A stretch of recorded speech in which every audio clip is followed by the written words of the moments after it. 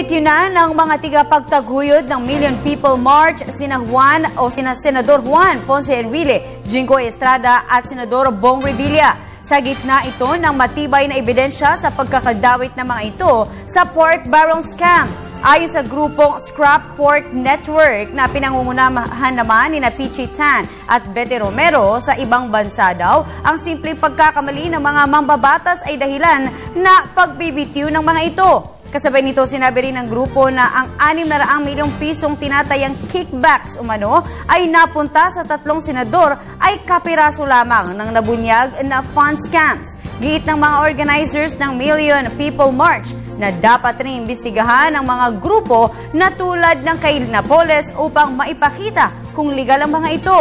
Tinatayang nasa kabuang 200 billion pesos ang nawawala sa kaba ng bayan dahil sa talamak na katiwalian at paglulustay sa pondo ng bayan.